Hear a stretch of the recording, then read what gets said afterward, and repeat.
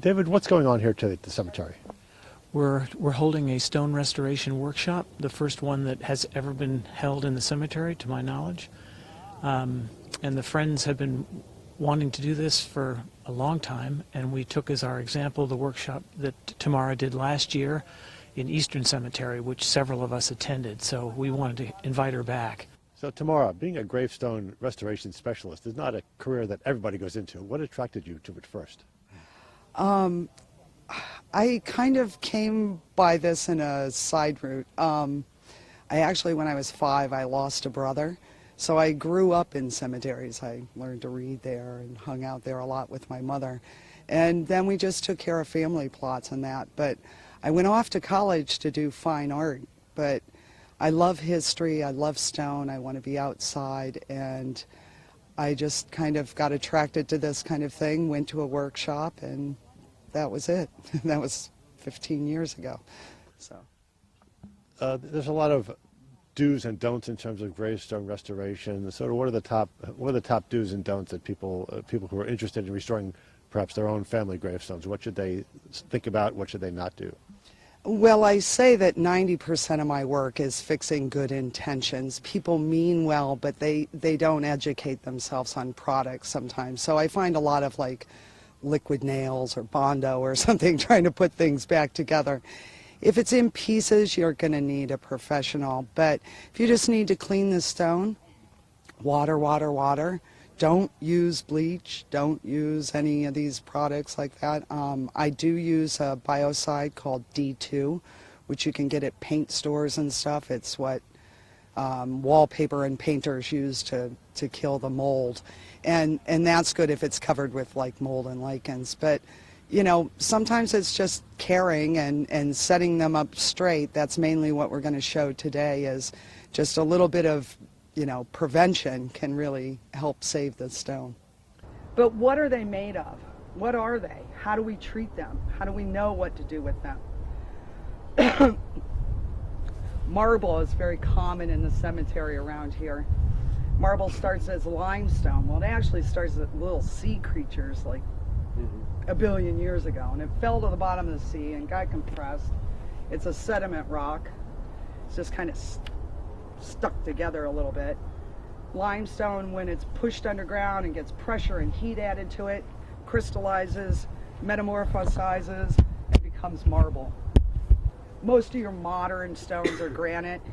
It's, let me get this right, igneous stone. And it's formed in the magma chamber depending on what materials were there and how quickly or slowly it cooled over millions of years. Size of the crystal you get, it's very hard stone. But don't be deceived, hard is brittle too. So if a tree branch hits it, it's liable to plunk off that corner, fractures in a very different way. But cleaning it, I mean, it doesn't sugar as we talk about. The marble, little grains will separate, we call that sugaring. So. And today's class, what are you going to be showing? We're going to start with the basics and just how to document a stone and you know, tell what's wrong with the stone. We're also going to do some simple cleaning and resets of small monuments. Then later in the day, we're going to show how to pick up a larger stone. I have a tripod and mortaring back together and those types of techniques. Plastic, plastic, plastic. Plastic good, metal bad. That's all you need to know. Plastic, plastic, plastic.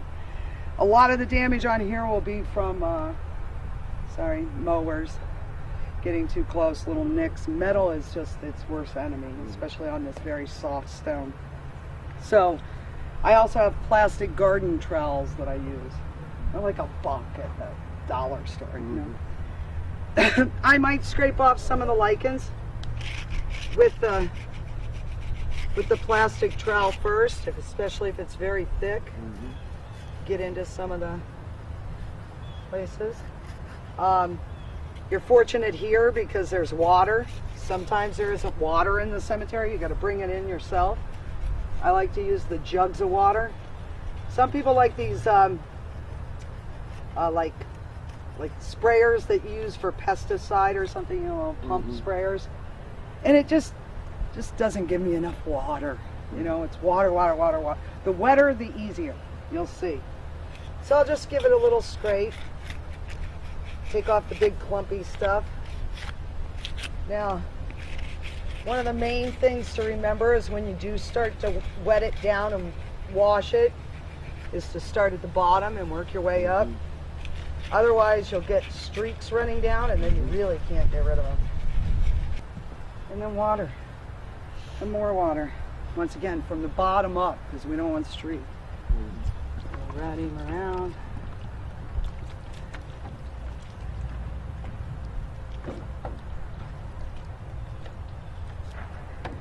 And some people, you know, AGS and a few places, you know, suggest soap and photo flow, and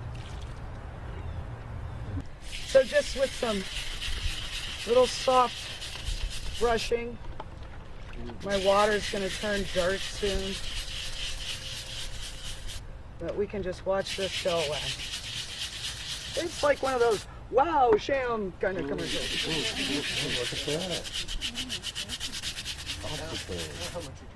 Look at that. Now how much would you?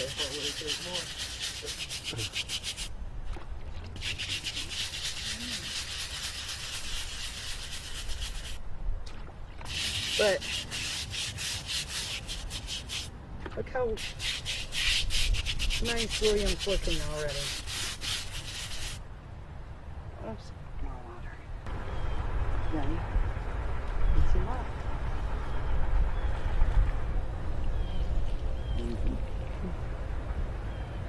Oh, how's he look now? When you look at modern gravestones, they're very shiny and glossy and hard granite and that sort of thing. Are a lot of the gravestones that you restore, did they look like that when they first started, or were they different stone altogether? Yes, and I'm always amazed, and I wonder, what did these look like on a sunny day? When you're filled with a cemetery filled with these white marble, they had a high shine. One of the ways that they defined marble from limestone was it took a polish. And when I take some of these monuments apart, in between these layers, there's still a polish. It hasn't been affected by the environment. And they're shiny and they're bright, and you think, you know, 50 or 100 of these standing out in a cemetery on a crisp fall morning, what did that look like, you know? It was pretty impressive, I think. As you go through restoring gravestones, what sort of sense of history you do get, the sense of the lives of the people of the gravestones? Well, I do say that these cemeteries are museums to the average guy. Sometimes you don't know a lot about the person except what's on that stone. Sometimes town records were lost, or, you know, it was never even written down. But, you know, we can tell a lot by the person, by the size of the monument. You know, they had some kind of wealth. It may state on there how they died, or at least their age, and maybe a verse and how they felt about things. We can tell a lot about who carved it, or where it was made, where it came from, the industry of that time. So they're pretty impressive and stand up over records, you know. But the cemetery has so much work in it, and the Friends is such a small group, that it's difficult for us to sort of do this on our own. So we've enlisted the city to help us get started on this and help provide materials. And we've managed to get, I think, about 21 people today to come to this workshop and participate. So we're delighted that we've had the turnout that we have. As a Friends organization, our mission is to restore, protect, and conserve the cemetery for future generations. And part of that, if we really take it to that level, would be looking at the stones themselves and what condition they're in. And there's never been a survey done of the stone condition, and a lot of them are in rough shape and need help. And I think as a Friends group, we would advocate for doing that on a yearly basis and holding a workshop or getting together with a group and taking on a few stones, and from this workshop we should learn how to do it. If people are interested in helping the Friends with this project or other projects, how can they contact you? They can contact us through our website. I think it's www.friendsofevergreen.org. You can see all that's going on with our Friends organization and our walking tours on the website.